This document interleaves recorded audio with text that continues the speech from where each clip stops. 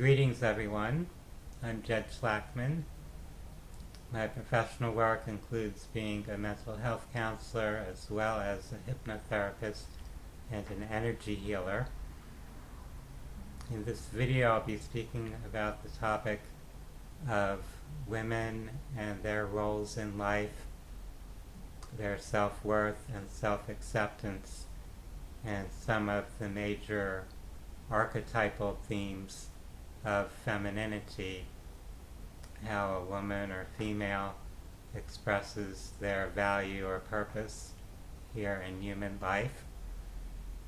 So this is a kind of complex topic, and I may go off in tangents at certain times, so try to follow along with me as we explore this topic.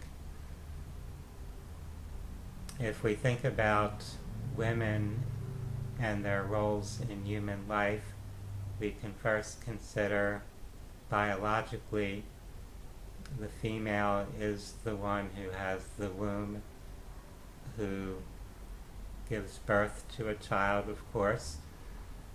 So a woman's worth or value has very much been tied to her role as a wife and mother, as someone who can attract a suitable mate, who can be fertile, and who can bring this child into the world to continue that lineage.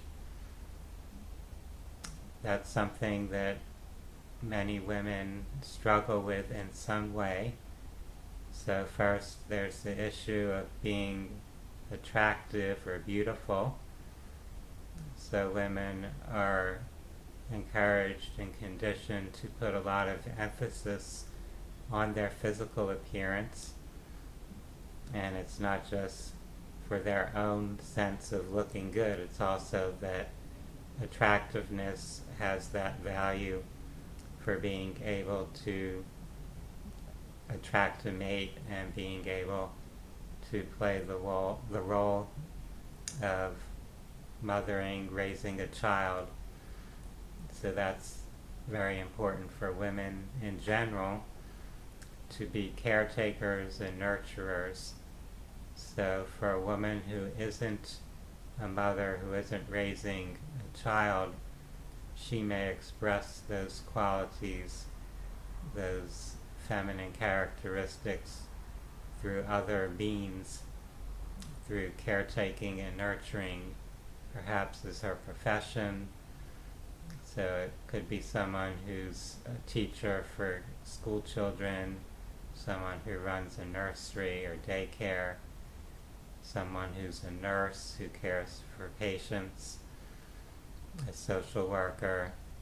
So there are many professional roles that in some way cater to or relate to those feminine qualities of being a caretaker and nurturer, someone who's playing that mothering role in some sense for other people, not just for their own children, but it could be for other people, or caretaking pets or animals. So just exhibiting those qualities, those feminine nurturing characteristics. There's also the challenge of accepting who you are in life, both physically and psychologically. Obviously, not all women are equally physically attractive, so some are naturally or inherently going to have an easier time of attracting a man, a mate, and not all women are equally nurturing in their energies or qualities. So when we speak about the feminine and masculine, the fact that you have a male or female body plays some role in how those qualities may appear or may be expressed. However, there's also the psychological and spiritual level. As a soul, as a spirit, we all contain both the masculine and the feminine, so those energies are present in everyone. And when you select to incarnate to be in a particular body that's polarized as either male or female, that physical body to some extent will tend to filter how you're able to express those masculine and feminine characteristics. So in general, overall, when you're incarnated as a woman, as a female, it will be easier to express the feminine archetypal qualities. You'll tend to be naturally more nurturing than someone who's a man, someone who's incarnated in the male body. However, there are some women who, because of their development as souls through other incarnations, are actually a little more aligned toward the masculine, and they may naturally exhibit some more of the male archetypal qualities of being a warrior, a protector, having physical prowess, etc. And on the other side of those incarnated as males or men, some of them, based upon their soul's overall experience, may actually have stronger feminine qualities. For some of them it may be more natural to be caretakers and nurturers and play those types of roles. So we want to understand the individuality on that spiritual level, that the physical form, the body, doesn't necessarily determine how you will express your archetypal gender qualities, since you do have access to those energies beyond just your physical body. That has caused some challenges for many people going through their life experience, where the society or culture around them expects them to fit into the mold of their physical body gender, when on a deeper level that doesn't resonate for them. They have other qualities perhaps that they are here to express, to embody in their lifetime. So there can be personal struggles, spiritual challenges in a sense, that arise when there's that conflict between the individual's instincts or innate qualities and what the society or family or culture around them is expecting of them. And this brings us to this question of having self-worth and self-acceptance. Sometimes you are not congruent in some way with your family, your culture, the surrounding society, and rather than feeling rejected or overwhelmed by the pressure people around you may be exerting, you want to find self-acceptance, inner peace, to appreciate your own worth as who you are as a unique individual, whether or not that satisfies the expectations of other people in your life, expectations of your family, your religion, your culture, and so on. So many women, and men as well, of course, have struggles or inner conflicts in regards to these issues. And in working as a therapist, I'm often helping support people in finding that self-acceptance, that self-worth, appreciating who they are regardless of those external pressures or expectations. So it's very natural, for example, for a woman to put a lot of attention on her physical appearance on trying to look beautiful and attractive, but obviously not every woman is going to feel she's able to achieve the ideal in that regard. So women often are constantly questioning their physical appearance or attractiveness, feeling like they're not good enough, they're not enough, they're in some way inadequate, rather than coming to a place of peace with who they are, accepting their appearance, however it happens to be. You can put a lot of effort into looking good, into applying makeup, into being fit, exercising, being mindful of eating a healthy diet and all that, but you still may think you're inadequate, that you're not attractive enough. And it's important to get to a place of acceptance, truly accepting yourself, being okay with who you are, not feeling you need to compare yourself with everyone else, not feeling you need to compete with other people around you, trusting that you have your own unique life path, your role here in human life, and you may not be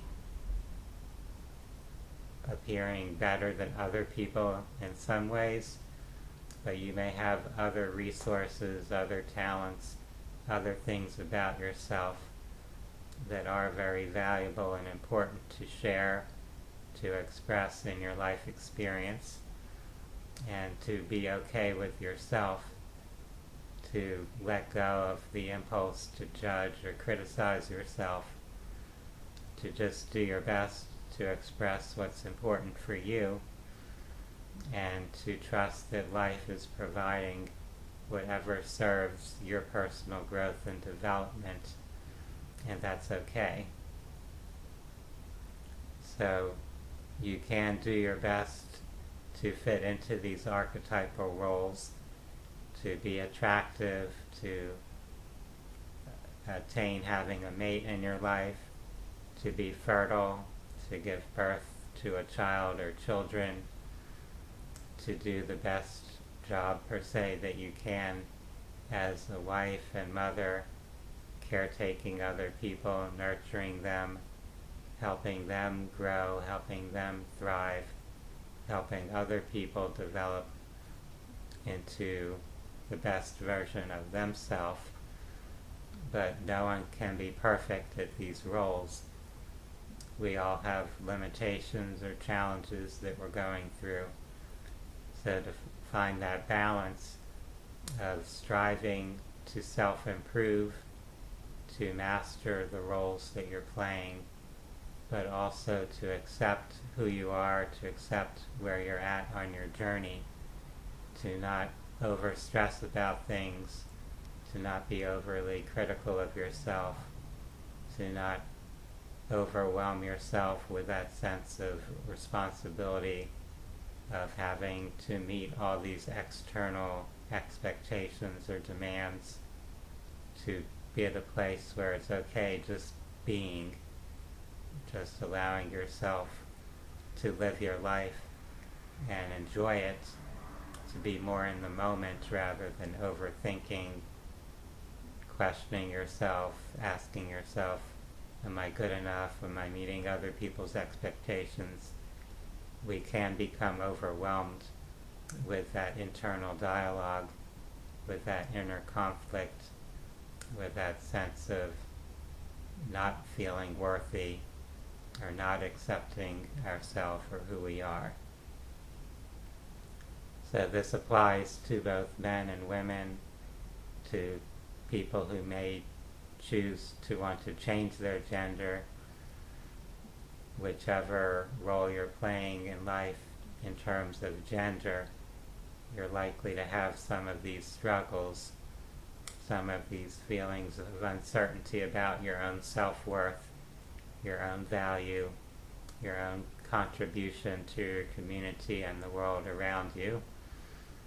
And it helps to have a spiritual perspective, to see that you are this biological being playing these particular roles, but you're also a unique individual as a spirit, and you might not conform exactly to the way other people are expecting you to fit into particular roles, and that's okay.